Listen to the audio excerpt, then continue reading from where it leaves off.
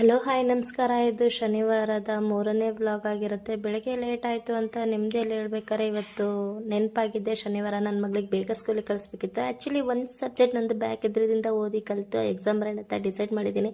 ತಿಂಡಿ ಏನು ಮಾಡೋಣ ಅಂತ ನೆನ್ಪು ಮಾಡ್ಕೊಬೇಕಾರೆ ನಿನ್ನೆ ಮಾಡಿಟ್ಟಿದ್ದು ಬೆಂಡೆಕಾಯಿ ಪಲ್ಯ ನೆನಪಾಯಿತು. ಅದಕ್ಕೆ ಚಪಾತಿ ಹಿಟ್ಟನ್ನ ನೀಟಾಗಿ ಕಲಸಿಟ್ಕೊತಾ ಇದ್ದೀನಿ. ನೀರು ಹಾಕಿ ಮೆದುವಾಗಿ ಎಣ್ಣೆ ಹಾಕಿ ಕಲಸೋದ್ರಿಂದ ಚಪಾತಿ ಕೂಡ ತುಂಬ ಸಾಫ್ಟ್ ಆಗುತ್ತೆ ಅಂತ ಕೇಳಿದ್ದೀನಿ. ನಾನು ಕೂಡ ಅದನ್ನೇ ಟ್ರೈ ಮಾಡ್ತೀನಿ. ಕಲಸಿಟ್ಟಿದ್ದೆಲ್ಲ ಆಯಿತು. ಈಗ 10 ನಿಮಿಷ ತಟ್ಟೆ ಮುಚ್ಚಿ ನೆನೆಯಕ್ಕೆ ಬಿಡ್ತಾ ಇದ್ದೀನಿ. ಈ ಥರ ನೆನೆಯಕ್ಕೆ ಬಿಡೋದ್ರಿಂದ ತುಂಬ ಸಾಫ್ಟ್ ಆಗುತ್ತೆ, ನಾರ್ ಥರ ಆಗೋದಿಲ್ಲ ಚಪಾತಿ ಹಿಟ್ಟು ಅಂತ ಹೇಳ್ತಾರೆ.